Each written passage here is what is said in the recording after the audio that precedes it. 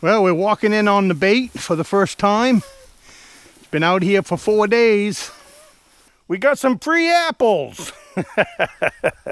I got my nephew here, and we're putting apples down in our barrel. So we're going to leave some more cooking oil. We're going to leave some more bacon grease up on the wick.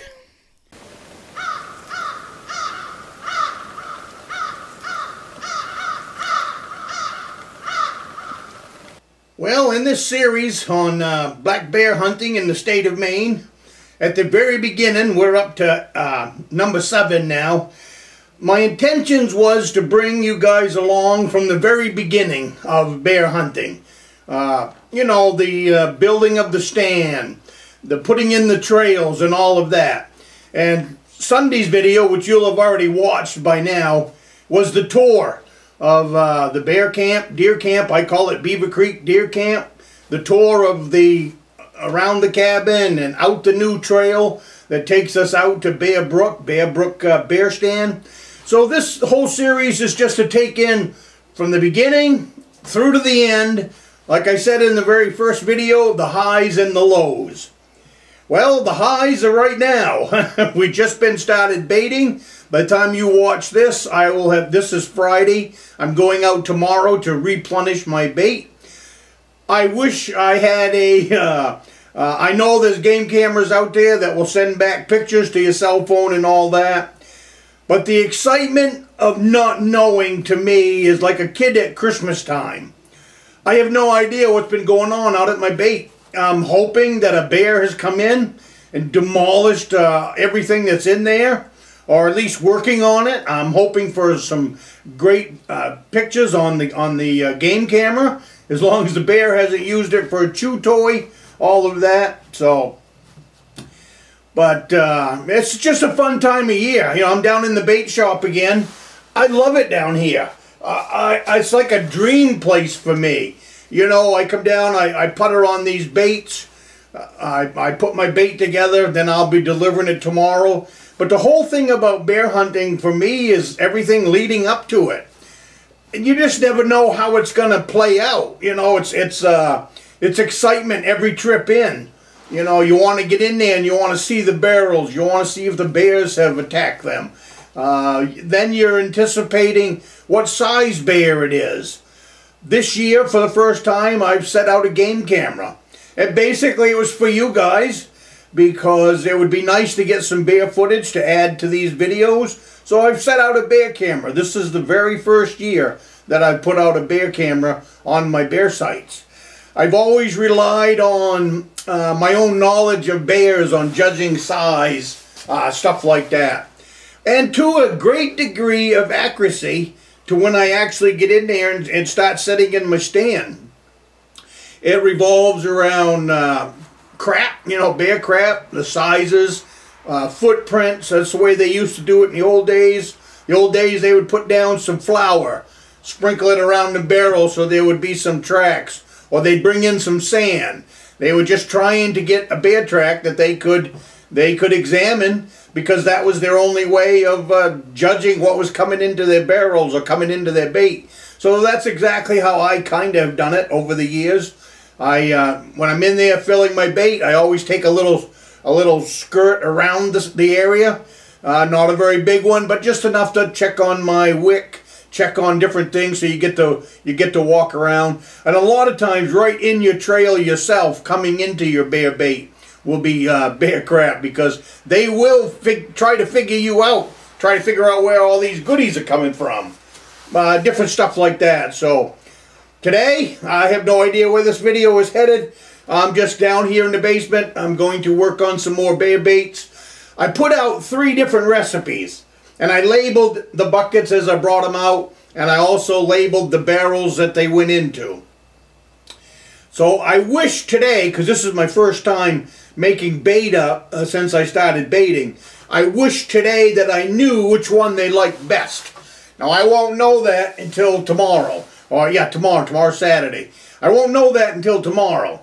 If I get out there and barrel number 2 is completely empty, then I'm going to guess they like that recipe the best. And then if barrel 1 is gone, then I'm going to say, okay, they like barrel 1 the best. The difference between the two is cooking oil. One is all of my grain mixtures with just cooking oil. One is just corn with syrup. And the third one is all the sweets. It's the same grain, but it's molasses, it's maple syrup, it's lots of sugar. I went out and I purchased some powdered sugar. I got 20 bags of this powdered sugar yesterday to add to the very top of the barrel. After I put in my bait and everything's in there, then I like to top it off with a bag full of powdered sugar. Does it help? I don't know, but it sure looks good in there. I call it kind of like putting the frosting on the cake. So I cut the top off this bag, and you'd be surprised, there's quite a bit of powdered sugar in there, and the top of that bait is just covered in that powdered sugar. So I got a feeling when that bear sticks his paw in there, and he pulls it out, and it's all covered in that white powdered sugar, and he's licking his paw, I got a feeling he's going to like what he's eating. So that's why I do it. I got this at the dollar store.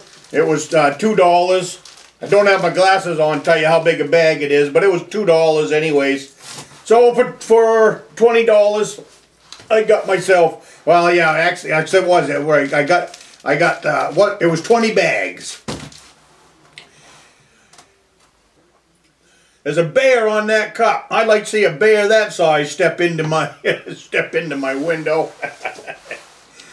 Now what I've done on my dummy trap, I have taken the lid off one of these Fluffernutter bottles and dropped that down in there. So that when he figures out what's down in there, he'll have to work at getting it out. That's what I want him to do. I want him to be sticking his paw down in there and working around in there, because he's going to grab my trigger and then he's going to pull up on it. So I want him to be working at trying to get this out. So I dropped that down in there this week. When I go back tomorrow, I'm going to drop in a thing of peanut butter. And I've never used peanut butter, so what I want to do is I want to find out how much they like peanut butter. I have smeared this on the outside of one of the drums. I wanted to have the boys go do it, but that didn't quite work out. You know, they've got schedules too, so. But anyways, I did put some of that on one of the drums, and like I said, I'm going to drop this in my trap, my dummy trap. And I'm also going to smear some of this on the drum. And what I'm hoping is the game camera will show me that they licking the death out of that stuff. It would be nice to see which one they like the best. And whichever one they like the best is the one I'm going to put down in the dummy trap. And then when it's actual time to set the trap, then I'm going to put that one in the trap as well.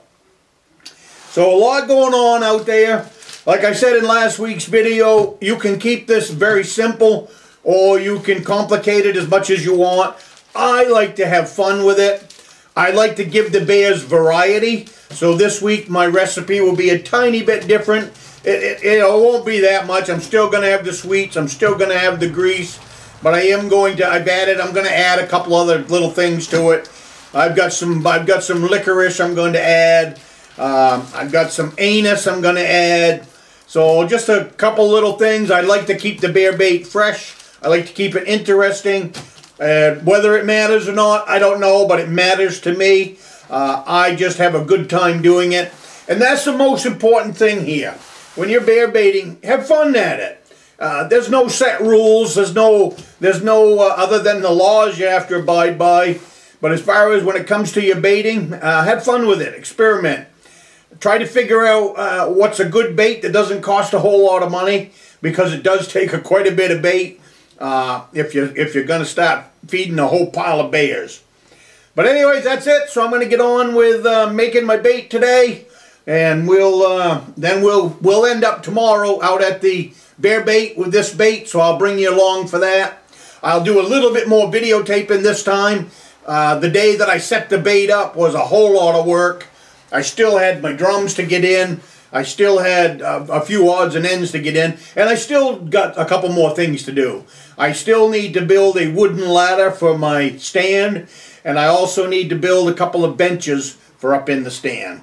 So the list hasn't ended yet, but at least when this stuff is done, it's done. Next year, all I'll have to do is play with bait. So, you know, the work part of this will be done. I will re-camouflage my pipe staging with some more fresh greenery next fall. Just keep adding to it with the spruce trees. And then eventually it'll be just a gigantic brush pile. And everything in the wilderness loves a brush pile. So we'll see what happens. And the other thing I'm hoping is going to be a little bonus from all this is usually when I have a bear bait set up, usually the raccoons find it. Raccoons, squirrels, gray squirrels, all that stuff will find this bear bait by the end of bear baiting season. So even after I get my bear, I'm still going to tend that site, because I don't think there's anything illegal with still putting bait out. The only thing it has to do is be cleaned up by the end of October. So I'm still going to throw in, it won't be as much as I'm throwing in now, but if I'm going to the cabin or I'm at the cabin, I'll bring out a half a bucket of corn, stuff like that, and keep feeding the raccoons, keep feeding the gray squirrels, and they will be definitely in that area. So then when trapping season comes around, which I believe is October 1st for raccoons, I'm going to start out with a couple of raccoon traps right there at the bear bait. And maybe, just maybe, we can get lucky really fast. I'm not looking for a whole bunch of raccoons this year. What I am looking for is about 10 of them. If I can find 10 of them, send them out, have them taken care of, then my intention is to build some raccoon skin hats for the boys. They have placed their orders. Joshua, he wants one with no tail. And the other one, Caleb, he wants one with a tail. And the youngest, Lincoln, well, he doesn't have any idea what he wants. He just wants a raccoon hat. So that's my plan anyways. I'm just kind of a gentleman trapper. I'm just looking for some skins that I can build some hats for the boys, and we'll take it from there. So anyways, I will see you next week.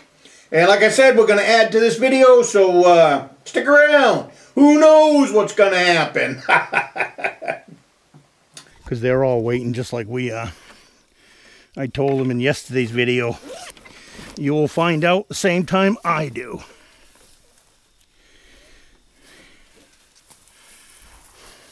Stay back and be quiet. Nope, come on out. You can come right out.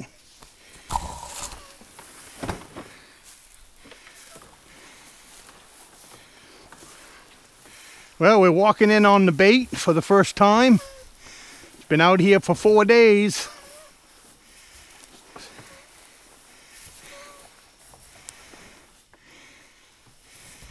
And we have not been visited. Not at all. So what we're going to do is we're going to put up some more bacon grease up in the wick. And we're going to put out some more cooking oil. Alrighty.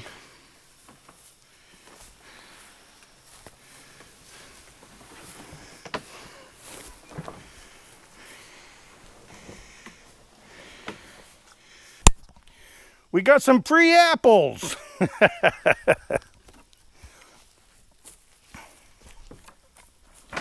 Okay. You're probably just going to end up putting them in a couple at a time. Yes, make it so you can see this way, would you, Danny? Maybe you could step right up on that log. That work? However, I thought, because that barrel doesn't have a top we can open, I thought might have to put them down a couple at a time by hand. Oh yeah, that's what I was going to do. Like that.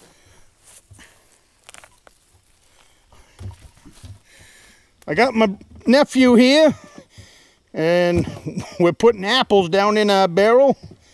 We didn't have any bears come in to check us out, so we're going to leave some more cooking oil. We're going to leave some more bacon grease up on the wick and see what happens.